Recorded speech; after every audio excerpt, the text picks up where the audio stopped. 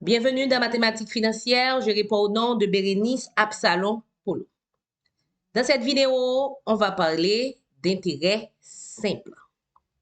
Il faut déjà savoir que l'intérêt simple est versé à la fin de chaque période. Donc, le montant ne va pas s'accumuler, ce qui donne un intérêt constant. 10% appliqué sur 100 $, ce sera 10 $ à chaque fois. Intérêt constant, montant fixe. Dans le calcul de l'intérêt simple, on peut chercher à connaître P, petit i, N, grand I et S. Quand on dit P, on fait référence au capital initial, le montant de départ. I, petit i, taux d'intérêt, 10%, 15%, 20%. N, la durée ou nombre de périodes, 5 mois, 6 mois, 1 an, 5 ans. Grand I, le total des intérêts pour N périodes. Si vous avez par exemple 10% de 1000, ça fait 100 pour la première période, 100 pour la deuxième période, 100 pour la troisième période. Si le capital reste pendant 3 ans, on va accumuler des intérêts. Donc, on va faire la somme des intérêts des différentes périodes et ça donne grand I. S, le capital final après N périodes. Si on place un montant de 1000 $ à 10% pendant 3 ans, S représente 1000 $, le montant de départ, plus les intérêts qu'on aura accumulés au cours de la période.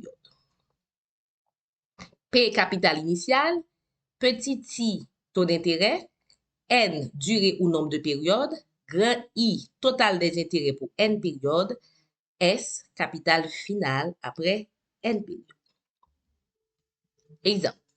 Soit un capital de 100 $ placé au taux d'intérêt de 10% pour une durée de 2 ans. On veut connaître l'intérêt pour la période. On a le capital, on a le taux d'intérêt, on a le temps N qui est 2 ans. Donc, ce qu'on veut connaître, c'est grand I. Comment on va faire? Il faut déjà savoir qu'on doit prendre le capital initial.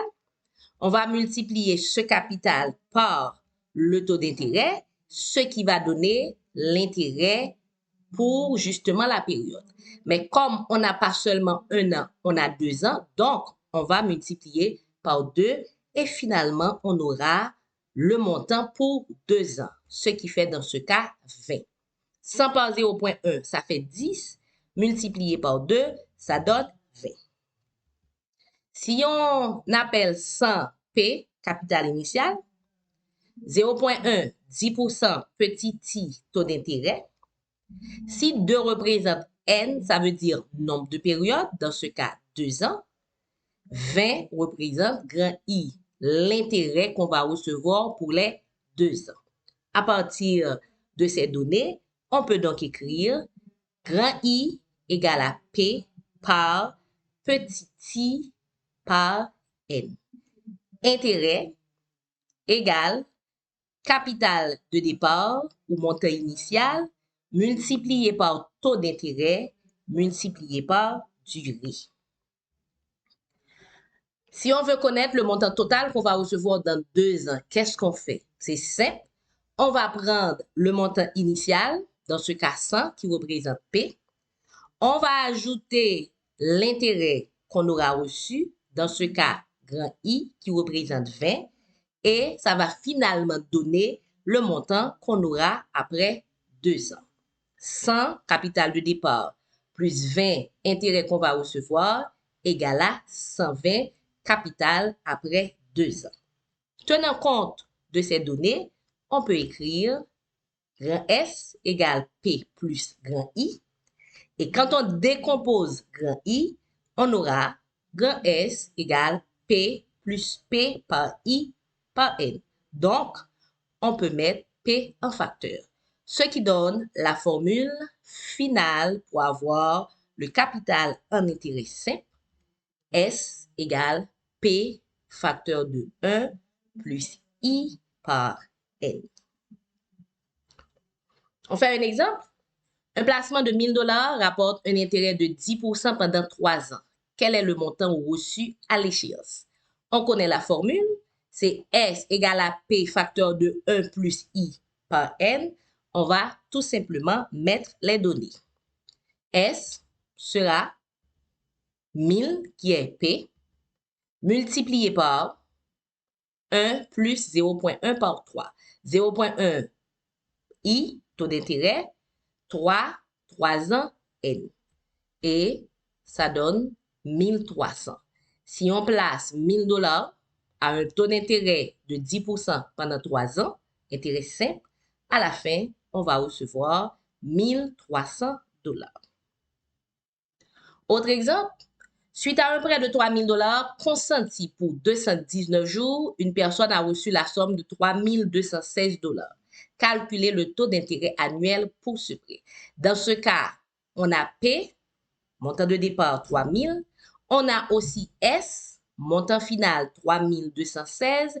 Et on a N, 219 jours. On n'a pas une année. Donc, l'intérêt s'exprime sur une base annuelle sauf indication contraire. Dans ce cas, on ne va pas prendre le taux, on va prendre le taux multiplié par le prorata pour les 219 jours. Ce sera donc 219 divisé par 365. On aura donc 3216, tenant compte de la formule S égale à P, facteur de 1 plus I par N. S égale 3216. Donc, on écrit 3216 égale P 3000 par 1 plus I par 219 divisé par 365. On n'a pas un an, donc il faut faire 219 divisé par 365. Ça donne 3216 divisé par 3000 égale 1 plus 0,6i. Et finalement, on a notre taux d'intérêt annuel qui est de 12%. I égale à 12%. Ce qu'il faut retenir dans l'intérêt simple, deux formules. D'abord, la formule pour avoir le montant d'intérêt pour toute la durée, c'est I égale à P, grand P, par petit I par N. Je reprends, grand I égale à P par petit I par N. C'est la formule pour avoir l'intérêt pour toute la durée. Et la deuxième formule pour avoir S ou P ou I ou N, c'est S égale P facteur de 1 plus I par N. Deux formules à retenir. Grand I égale P par petit I par N. S égale à P par 1 plus I par N. C'est là que s'arrête cette vidéo qui parlait de l'intérêt simple.